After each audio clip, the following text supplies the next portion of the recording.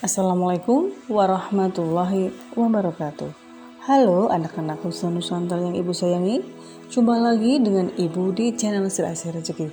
Anak-anakku, kali ini ibu akan sampaikan mata pelajaran IPS dengan tema penguatan ekonomi maritim kelas 8 semester yang kedua. Selamat mengikuti. Ya, anak-anakku yang hebat, sebelum kita lanjut, ada baiknya kalian subscribe terlebih dahulu, bunyikan loncengnya, dan tekan tombol like. Bagi yang sudah subscribe, cukup dengan tekan tombol like. Cakupan materi yang akan kita pelajari kali ini adalah penguatan ekonomi maritim. Akan kita bahas tentang 1. Potensi ekonomi maritim Indonesia. Yang kedua, strategi dan kebijakan pengembangan ekonomi maritim di Indonesia. Dan yang ketiga adalah kondisi ekonomi maritim di Indonesia dan negara-negara ASEAN. Ya anak-anakku semuanya, marilah kita mulai mempelajari penguatan ekonomi maritim. Yang pertama adalah pengertian ekonomi maritim. Ekonomi maritim merupakan kegiatan ekonomi yang mencakup transportasi laut, industri galangan kapal dan perawatannya, pembangunan dan pengoperasian pelabuhan, beserta industri dan jasa terkait. Masih dalam potensi ekonomi maritim Indonesia. Contoh dari kekayaan Indonesia di bidang ekonomi maritim adalah rumput laut. Rumput laut merupakan kekayaan sekaligus keindahan bawah laut untuk menarik wisatawan baik asing maupun lokal. Anak-anakku, perhatikan gambar di samping.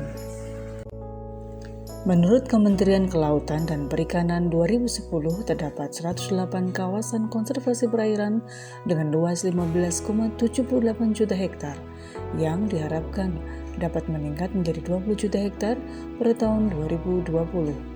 Beberapa daerah memiliki keindahan bawah laut yang sudah sangat mendunia dan menjadi spot menyelam yang wajib dikunjungi para penyelam atau divers, seperti Bunaken, Sulawesi Utara, Raja Ampat, Papua Barat, Labuan Bajo, Wakatobi, dan lain-lain.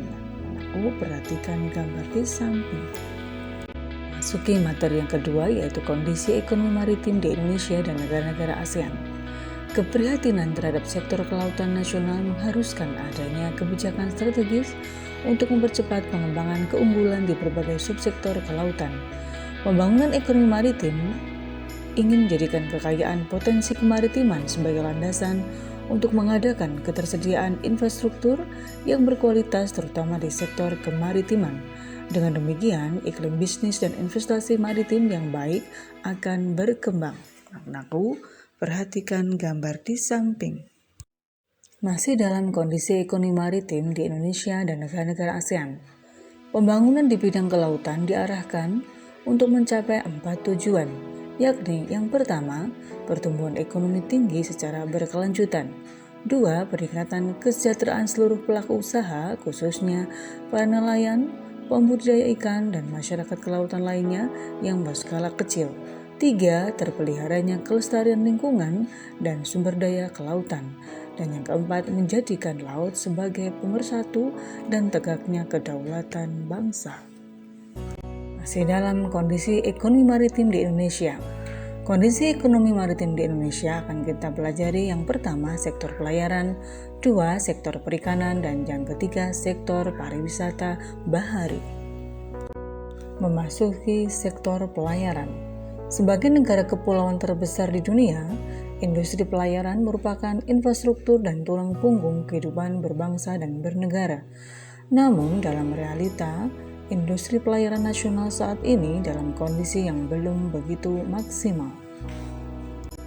Masih di channel Serasi Rezeki anak-anakku, masih dalam sektor pelayaran, ditinjau dari segi daya saing, pangsa muatan armada kapal nasional masih tergolong rendah.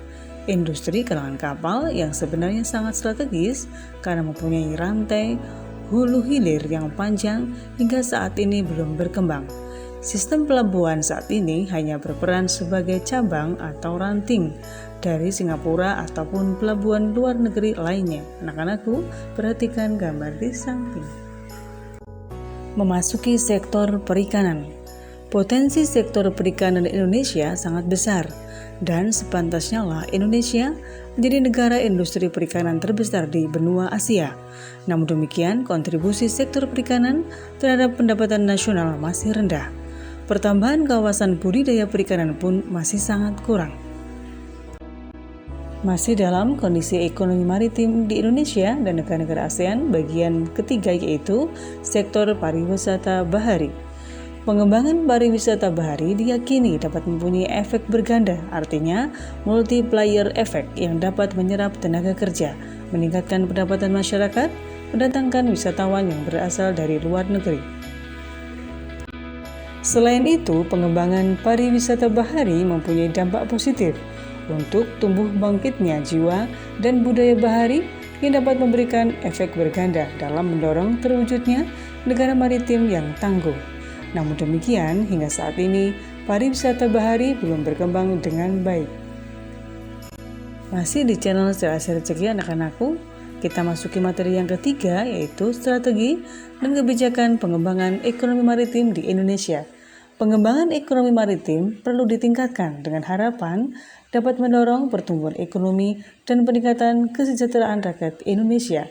Pengembangan ekonomi maritim sangat diperlukan, mengingat besarnya potensi ekonomi maritim yang kita miliki. Masih dalam strategi dan kebijakan pengembangan ekonomi maritim di Indonesia. Namun, besarnya potensi tersebut belum dimanfaatkan secara optimal dalam pembangunan nasional. Pada tahun 2014, kontribusi seluruh sektor kelautan terhadap produk domestik bruto hanya sekitar 20%. Padahal negara-negara dengan potensi kekayaan laut yang lebih kecil daripada Indonesia seperti Islandia, Norwegia, Jepang, Korea Selatan, Thailand, dan Tiongkok yang kontribusi bidang kelautannya rata-rata sudah di atas 30%. Anak-anakku, perhatikan gambar di samping. Kebangkitan ekonomi kelautan Indonesia ditandai dengan perubahan paradigma pembangunan nasional dari pembangunan berbasis daratan menjadi pembangunan berbasis kelautan. Hal ini akan memacu berbagai produk kebijakan publik, infrastruktur, dan sumber daya finansial yang terintegrasi menunjang pembangunan kelautan. Ya, anak-anakku yang hebat, di sini Ibu akan sertakan 7 pertanyaan untuk kalian untuk menguji wawasan kalian tentang materi penguatan ekonomi maritim di Indonesia. Yang pertama adalah, jelaskan apa yang kalian ketahui dari ekonomi maritim. 2. Sebutkan 3 tujuan dari pembangunan kelautan di Indonesia. 3. Mengapa industri pelayaran di Indonesia belum berkembang secara maksimal? Jelaskan pendapatmu. Yang keempat, Indonesia merupakan negara yang memiliki lautan yang sangat luas. Tetapi mengapa kebutuhan akan garam dalam negeri masih mengadakan impor ke luar negeri? Yang kelima, sebutkan 4 wisata bahari yang terkenal di Indonesia. 6. Bagaimana pendapatmu mengenai kebijakan menenggelamkan kapal bagi para pelaku illegal fishing? Dan yang terakhir 7, sebutkan produk unggulan yang menjadi ikon ekspor hasil laut di Indonesia.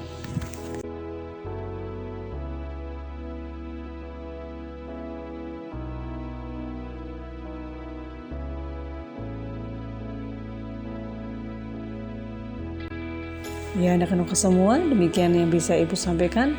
Semoga apa yang Ibu sampaikan menambah wawasan kalian tentang materi kita penguatan ekonomi maritim di Indonesia. Tetap semangat belajar, selalu jaga kesehatan. Terima kasih. Wassalamualaikum warahmatullahi wabarakatuh.